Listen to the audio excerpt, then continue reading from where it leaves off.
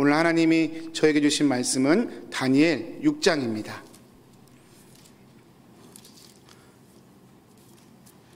3절에서 14절 말씀 우리 교독하겠습니다.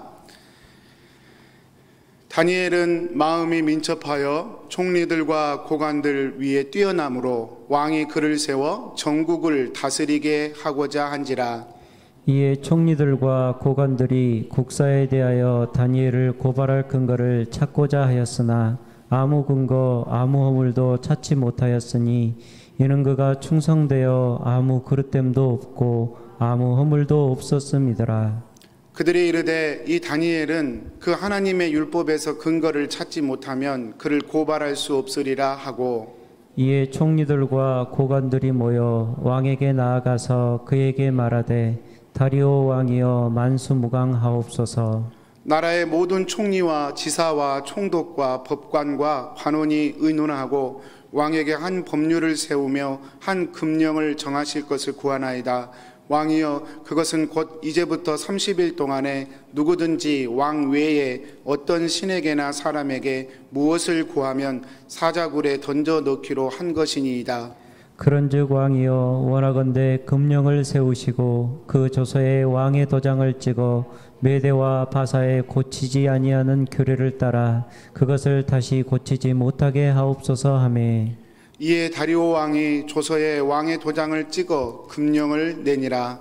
다니엘이 이 조서에 왕의 도장이 찍힌 것을 알고도 자기 집에 돌아가서는 윗방에 올라가 예루살렘으로 향한 창문을 열고 전에 하던 대로 하루 3번씩 무릎을 꿇고 기도하며 그의 하나님께 감사하였더라. 그 무리들이 모여서 다니엘이 자기 하나님 앞에 기도하며 간구하는 것을 발견하고 이에 그들이 나아가서 왕의 금령에 관하여 왕께 아뢰되 왕이여 왕이 이미 금령에 왕의 도장을 찍어서 이제부터 30일 동안에는 누구든지 왕 외에 어떤 신에게나 사람에게 구하면 사자굴에 던져넣기로 하지 아니하였나이까 하니 왕이 대답하여 이르되 이 일이 확실하니 메대와 바사에 고치지 못하는 규례니라 하는지라. 그들이 왕 앞에서 말하여 이르되 왕이여 사로잡혀온 유다 자손 중에 다니엘이 왕과 왕의 도장이 찍힌 금령을 존중하지 아니하고 하루 3번씩 기도하나이다 하니.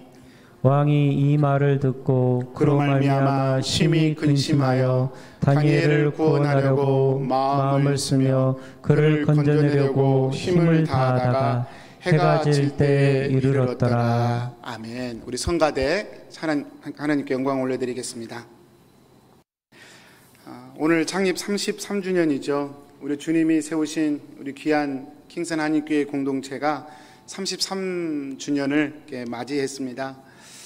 어떤 말씀을 전할까 고민하다가 이 다니엘 이 본문이 또 우리 교회가 어떤 곳으로 나아가야 할까를 또 전해주는 또 말씀이라고 생각해서 다니엘서 강의를 그대로 이어서 말씀 전하도록 하겠습니다. 설교 제목을 세상을 이기는 교회라는 제목으로 하나의 말씀 증거하도록 하겠습니다.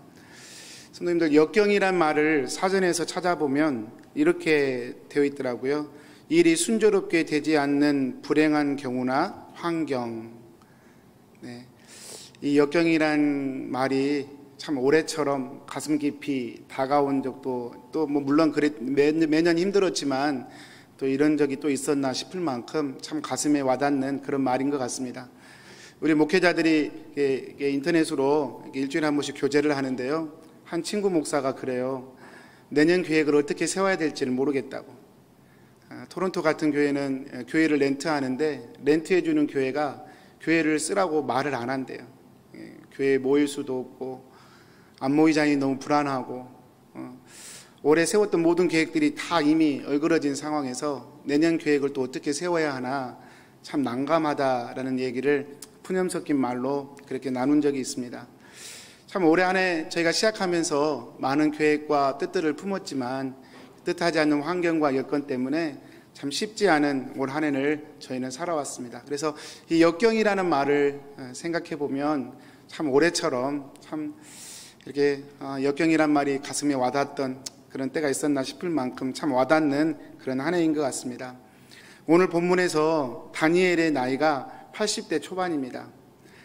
다니엘 하면 참 역경의 사람이었다, 그렇게 말할 수 있어요. 10대 때 나라가 망하고 포로로 끌려왔고, 또 그런 와중에도 뜻을 정해서 살기로 결단했을 때 10대 때 첫 번째 위기가 오죠. 죽을 수도 있었죠. 그 위기를 하나님 은혜로 이겨내고 20대 30대 정계에 진출해서 이렇게 나라의 왕궁에서 왕을 보필하는 그런 중요한 관리가 되어 평생을 살게 되죠. 근데 본문에서는 이제 80대입니다. 인생의 황혼기고 좀 이제 실만하고 이제 남은 여생 조금 쉬면서 좀 편안하게 즐겨볼 수도 있는 그런 나이이죠. 그러니 80대 초반의 이 다니엘에게 또 한 번의 인생의 파도가 밀려오는 것입니다. 이번의 파도는 과거의 파도보다 그 어느 때보다 세고 아주 강한 그런 시련의 파도였었습니다. 이런 시련의 파도를 맞이하는 이 다니엘의 지혜를 보면서 저와 여러분이 또 이 시대를, 이 상황을 어떻게 이겨내가야 할지 그 지혜를 한번 알아보고자 합니다. 왜 다리오 왕이 80세 초반에 이 다니엘을 총리로 삼았을까? 그것은 아마 벨사살에게 이렇게 그 벽에 새겨진 그 글씨를 해석해 주었던 다니엘의 이야기를 아마 들었기 때문이 아닐까 생각됩니다. 아무도 해석하지 못했던 그 글씨를 이 다니엘이 해석해 줬어요. 그 얘기를 들었을 것이고, 이런 지혜로운 사람이라면 이제 막 시작하는 나의 제국에 이 사람의 지혜가 꼭 필요하겠구나 판단했을 것입니다. 그래서 80대 초반인 이 다니엘을 총리로 임명을 하게 됐죠.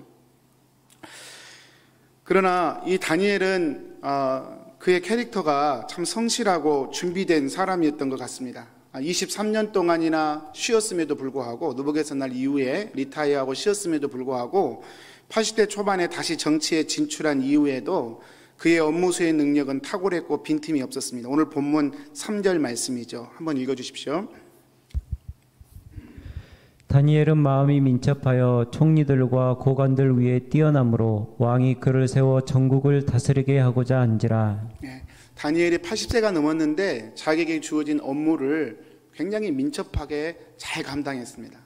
그래서 우리가 4절 말씀에도 다니엘의 흠을 잡아보려고 그랬는데 잡히지가 않았어요. 흠 잡은 것이 없을 만큼 다니엘은 참 맡은 일을 탁월하게, 성실하게, 그리고 완벽하게 진행했던 사람입니다. 근데 문제는 오늘 제가 살펴보고 싶은 것은 이런 다니엘에게도 인생의 시련이 찾아오더라는 것이죠.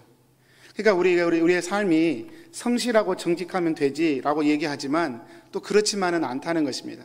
성실하고 정직함에도 불구하고 인생의 시련은 마치 파도처럼 계속해서 밀려오는 것이 우리의 삶이 아닐까 생각됩니다. 오늘 7절 말씀입니다.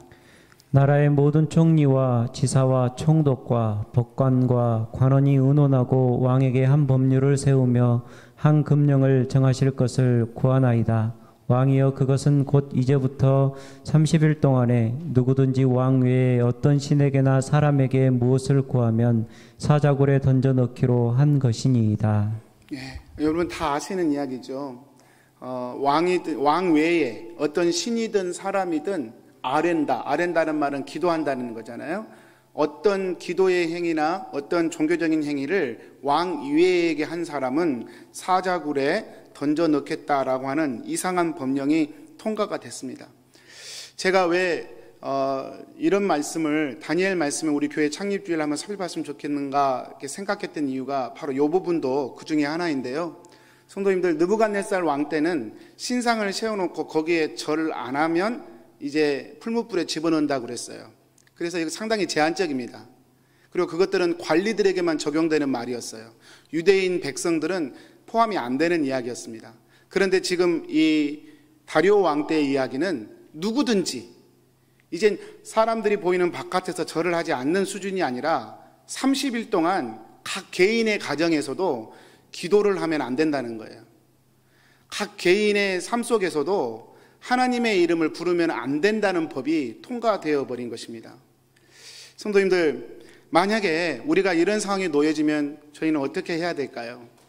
어쩌면 저희가 사는 시대가 갈수록 하나님을 믿기 힘든 시대로 가고 있다고 생각합니다. 그래서 꼭 법이 이렇게 통과되지 않아도 어떤 지역에서는 그 법이 통과될 수도 있어요. 그럼 우리가 사는 지역은 그래도 선진국이기 때문에 이런 부분에서는 아주 늦게 되겠지만, 적어도 우리가 도전받는 것은 하나님 앞에 예배드리기를 자꾸 방해하는 여러 가지 환경과 여건들이 갈수록 우리에게 주어질 거라는 겁니다. 그래서 법이 통과돼서 기도하지 못하게 하는 거나, 상황과 여건이 바쁘고 힘들고 더 좋은 것들이 많아서 하나님 앞에 기도하지 못하게 하고 예배하지 못하게 하는 일들이 앞으로 우리 가운데 계속해서 주어질 거라는 것입니다. 여러분, 그럴 때 우리는 어떻게 할 것인가? 예배 드릴 수 없으면 그냥 예배 안 드리면 되고, 기도할 수 없을 때 그냥 기도 안 하면 되고, 그러면 되는 건가? 한번 질문해 볼 만합니다. 저희가 지금 오프라인으로 온라인으로 이렇게 예배를 드리면서 저는 그 훈련을 지금 하고 있는 것이 아닌가 생각됩니다. 어떤 경우에도 하나님 앞에 예배할 때 예배 드리고, 어떤 경우에도 하나님 앞에 무릎 꿇어 기도할 때 기도할 수 있는 사람, 그 사람이 진짜 교회고 진짜 하나님이 붙드시는 사람인 것을 다니엘은 우리에게 보여주고 있는 것이죠. 이 법은 그 당시의 상황에서 본다면 페르시아 사람들에게는 아무 문제가 안 됩니다. 왜냐하면 페르시아 사람들은 다신론주의였거든요. 그래서 신이 많을수록 좋아요. 그래서 이 신 못 믿게 하면 다른 신 믿으면 됩니다. 다른 신 못 믿게 하면 또 다른 신 믿으면 돼요. 아무 문제가 안 돼요. 무엇이든 믿기만 하면 돼요. 그런데 다니엘과 유대인들에게는 이게 참 큰 도전이죠. 하나님 한 분 나의 하나님으로 믿고 있었던 다니엘과 유대인들에게는 이거는 도저히 순종할 수 없고 순복할 수 없는 그런 절대절명의 그런 법이었고 위기였던 것입니다. 사실 다니엘의 마음을 생각해 보면 참 힘들었을 것이다. 다니엘이 얼마나 마음속에 불편함이 들끓었을까 저는 충분히 짐작이 됩니다. 왜냐하면 그렇게 그 법을 추진했던 사람들이 자기 동료들이거든요. 직장 동료들. 총리가 3명인데 총리 그 중에 1명이 다니엘이고 나머지 2명, 그 총리 2명이 일을 꾸미는 거예요. 직장의 부하들이 그 일을 꾸미는 것입니다. 함정을 파놓고 도저히 다니엘이 순종할 수 없는 법을 만들어 놓고 이제 함정에 빠뜨려서 그를 죽음에 몰려고 하는 것입니다.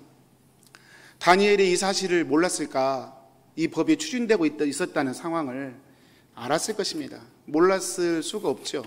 최고의 총리였고 고급 정보를 다루는 직분이었다면 이런 엄청난 일이 진행되고 있었던 것에 대해서 다니엘이 몰랐을 이유가 없죠. 그런데 오늘 살펴보고 싶은 것은 이것입니다. 그런 상황에서 다니엘이 어떻게 대처했는가라고 하는 것입니다. 다니엘은요, 오늘 말씀에 보면 그런 함정에 대하여 분노하거나 노골적으로 저항하지 않았습니다. 또 그렇다고 해서 자신의 신앙을 포기하지도 않았습니다. 여러분, 다니엘이라고 억울하지 않았겠어요? 왕에게 찾아가서 어째서 그런 법을 만들고 계시냐고, 그런 법 만든다고 당신의 왕위가 강해질 거라고 생각하시냐고 그렇게 따져 물을 만도 합니다. 총리에게 찾아가서 동료 총리에게 왜 그런 법을 만드시냐고 따져볼 만도 합니다. 그러나 다니엘은 침묵합니다. 그렇게 하지 않습니다. 불평과 원망을 던지지 않습니다. 그 법이 만들어지고 통과되는 것에 대해서 다니엘은 그저 놀라울 만치 침묵합니다. 그리고 더 놀라운 것은 바로 그 법이 통과된 이후에도 자신이 해야 할 신앙의 일들을 멈추지 않습니다. 여러분, 우리 교회가 앞으로 또 이 땅에 우리 신앙인들이 어떻게 살아야 할까 볼 수 있는 좋은 모델이라고 생각합니다. 예수님이 마태복음 10장에서 제자들을 파송하시면서 이런 말씀을 하시죠. 마태복음 10장 16절 말씀입니다. 보라, 내가 너희를 보냄이 양을 이리 가운데로 보냄과 같도다. 그러므로 너희는 뱀같이 지혜롭고 비둘기같이 순결하라. 제가 몇 번 드린 말씀이지만 주님이 제자들을 세상에 파송하면서, 그것도 복음으로 세상을 점령하라고 파송하시면서 하신 말씀이 꼭 양을 이리 가운데 보낸 것과 같다, 그렇게 말씀을 하셔요. 여러분, 제자들은 오늘날 교회로 이렇게 치환시켜서 해석해도 전혀 무리가 없습니다. 그러니까 다시 말하자면 예수님은 오늘날 교회들에게 너희는 양이다 그렇게 부르고 계시는 것이죠. 그리고 너희들이 싸워야 할 세상은 일이다 그렇게 말씀을 하시는 것이죠. 여러분, 참 불편한 이야기 아닙니까? 왜 우리를 양으로 부르셨을까요? 이왕이면 좀 이리로 불러줬으면 좋았을 것 같은데. 양과 일이란 마치 고양이와 쥐와 같아서 여러분, 양은 이리를 이길 힘이 아무것도 없습니다. 반대로 이리는 양을 죽일 수도 있고 양을 얼마든지 괴롭힐 수도 있는 힘이 이리 가운데는 있습니다. 아니, 복음으로 세상을 점령하기를 원하시면서 우리를 그렇게 파송하시면서 우리를 세상이 일이라면 적어도 우리에게는 호랑이 정도는 만들어 주셔야 우리가 세상에 나가서 그들을 확 밟고 그들을 복음으로 점령할 수 있을 것 같은데, 주님은 그렇게 하지 않으시고 이리 같은 세상에 너희는 양이다, 그렇게 말씀하시면서 파송을 하신다는 것이죠. 참 이해가 안 가는 부분입니다. 왜 우리를 양으로 부르셨을까? 여러분, 이 어려운 시대에 제가 이 땅에서 앞으로 계속 교회로 존재함에 있어서 여러분, 이 주님의 부르심을 기억해야 합니다. 가정에서 남편으로 아내로 사시면서 이 하나님이 이렇게 나를 부르셨음에 대해서 우리는 기억해야 합니다. 우리가 양이라는 사실을 잊어먹을 때 우리는 의외로 굉장히 영적으로 비참한 지경에 떨어지고 맙니다. 교회사에서 가장 부끄러운 역사, 여러 가지 있지만 가장 부끄러운 역사를 얘기하라고 한다면 저는 십자군 전쟁을 얘기할 수 있습니다. 약 1000년부터 1200년까지 200년 동안 무려 8차례를 동원해서 예루살렘을 탈환한다는 미명하에 이슬람 땅이 되었던 예루살렘을 탈환한다는 목표 아래 8번이나 전쟁을 일으켰습니다.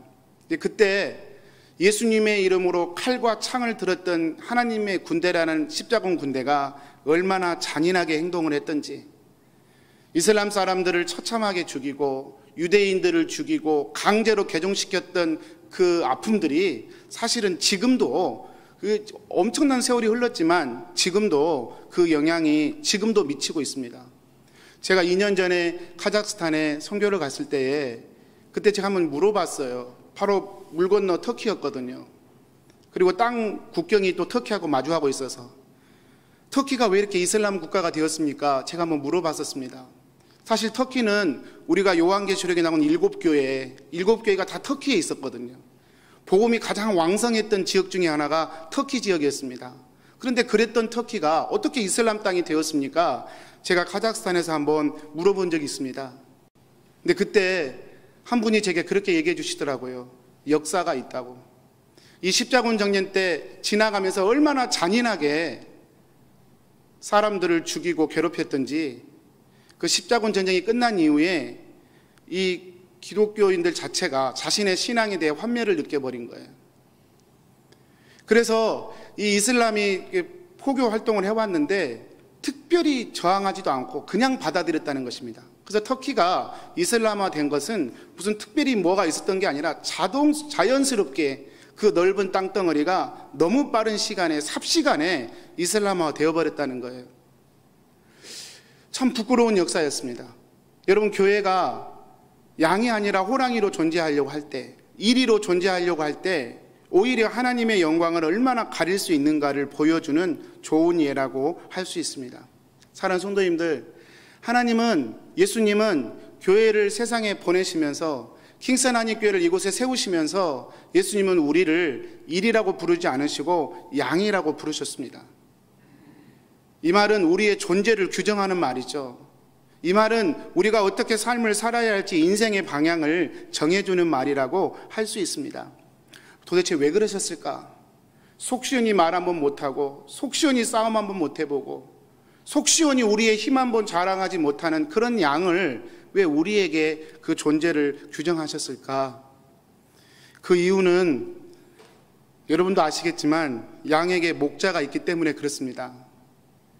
양에게는 목자가 있어서 이리들이 아무리 양을 괴롭히고 양을 이겨먹으려고 해도 그때 목자가 있어서 그 양을 그 이리로부터 지켜주는 것이죠. 주님이 교회를 양이라고 부르신 이유가 무엇이냐? 주님이 목자로 일하시기 위해서 그러시는 것입니다. 주님이 우리의 인생 가운데, 우리가 만약에 이리로 존재한다면 주님은 우리 인생 가운데 목자로 일하실 수 있는 공간과 시간을 확보하지 못하시는 거예요. 내 인생 가운데 내가 양으로 존재하면, 내 가정이 양으로 존재하면, 우리 교회가 양으로 존재하면 그때야 비로소 주님은 목자가 되셔서 우리 교회를 주님의 뜻 가운데 선하고 아름다운 길로 인도해 가시는 것이죠. 창립주의를 맞이해서 저희는 이 원칙을, 이 원리를 저희가 기억하며 이 원리로 돌아가야 할 줄로 믿습니다. 오늘 말씀 10절은 그러한 다니엘의 모습을 우리에게 보여주고 있습니다.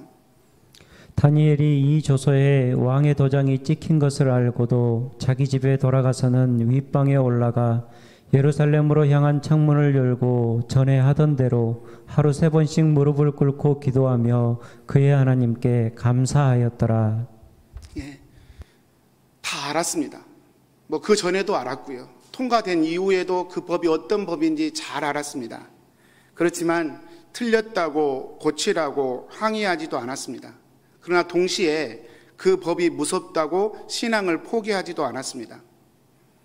그저 그 법이 통과되고 공포되는 과정을 지켜봤고, 그리고 그렇게 통과된 이후에 사자굴에 던져질 것이라는 것을 알면서도 다니엘은 예루살렘을 향하여 창문을 열어놓고 하루에 3번씩 하던 대로 무릎을 꿇고 하나님께 기도를 드립니다.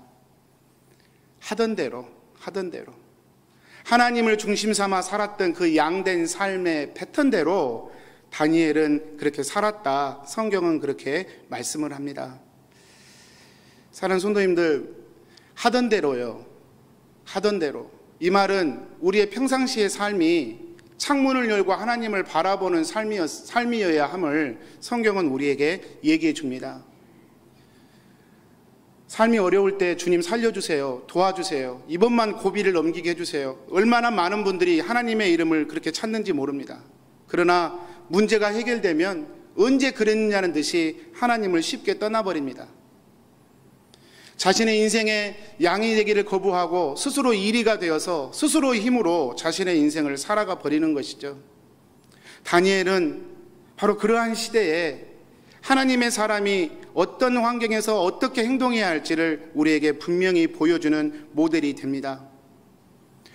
태풍이 부나 바람이 부나 눈이 오나 비가 오나 상관없이 주를 향해 창문을 열고 엎드릴 수 있는 사람, 좋을 때도 주님 앞에 엎드리고 힘들고 고될 때도 주님 앞에 엎드리고, 그것 때문에 설령 내 목숨이 이뤄진다 하여도 그 일만큼은 포기할 수 없는 그 사람이 바로 하나님이 찾는 믿음의 사람이요, 그것이 바로 교회인 것을 성경은 우리에게 말씀해 주고 있습니다.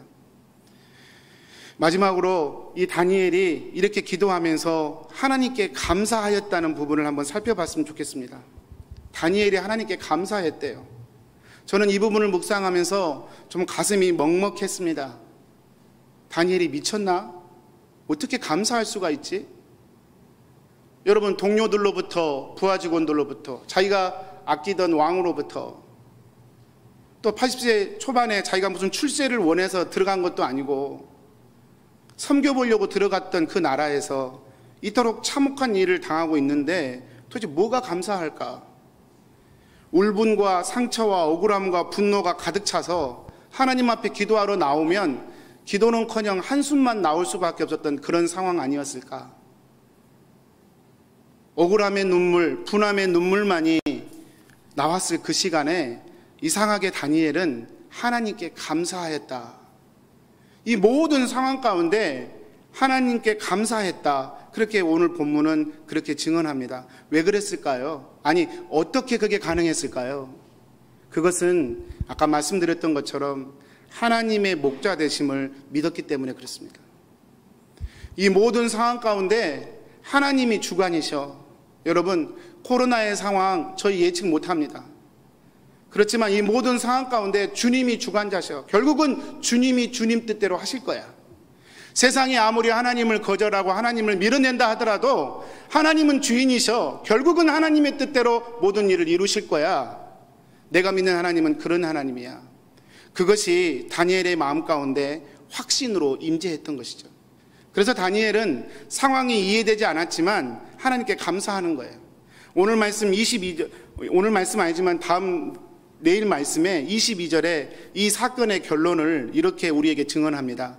나의 하나님이 이미 그의 천사를 보내며 사자의 입을 봉하셨으므로 사자들이 나를 상해하지 못하였사오니 이는 나의 무죄함이 그 앞에 명백함이 오며 또 왕이여 나는 왕에게도 해를 끼치지 아니하였나이다 하니라. 다니엘이 고백하는 거예요. 내 목자가 사자의 입을 봉했습니다. 왕이시여, 나는 당신에게 해를 끼치는 사람이 아닙니다. 그제서야 말을 하는 거예요. 그제서야. 모든 일이 다 지나간 뒤에 자신이 얼마나 정직하고 자신이 얼마나 성실한 사람이었는지, 자신이 얼마나 왕을 사랑하고 그랬던 사람이었는지를 담담하게 이야기하는 것입니다. 사랑하는 성도들, 이 일을 통해서 다니엘은 더 높아집니다. 그리고 이 일을 통해서 다니엘을 통한 하나님의 영광은 페르시아 전 제국에 크게 드러나게 됩니다.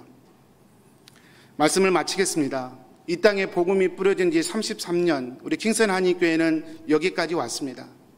앞으로 우리가 어떻게 살아가야 할까, 어떻게 교회 공동체됨을 이루어가야 할까, 그 답은 이 십자가에 있다고 믿습니다. 우리의 목소리를 낮추는 것입니다. 우리의 고개를 겸손하게 숙이는 것입니다. 가정에서 소리를 줄이는 것입니다. 내 성품과 내 기질을 십자가에 내놓고 하나님만이 나를 주장하시도록 양으로 살기를 노력하고 도전하는 것입니다. 그동안 33년 동안 우리 사랑하는 장로님들, 우리 권사님들, 우리 집사님들, 우리 성도님들 참 많이 애쓰셨고 또 감사합니다. 그리고 더 원하기는 이런 수고와 헌신으로 우리 교회가 정말 주님의 양된 교회로, 세상 가운데 주님이 목자됨이 드러나는 교회로 더 많이 쓰임받고 성장해 가기를 주님의 이름으로 축복하고 소원합니다. 우리 기도하겠습니다. 사랑하는 하나님, 침묵하며 지나가야 될 때 침묵하게 해주십시오. 인내하며 지나가야 될 때 인내하게 해주십시오. 확신하며 지나가야 될 때 믿음의 확신을 가지고 당당하게 지나가게 하옵소서. 이 코로나의 시간, 그리고 인생의 불확실한 시대를 살아가는 저희들에게 이 다니엘의 교훈이 우리의 삶의 길이 되기를 소원합니다. 예수님의 이름으로 기도합니다. 아멘. 우리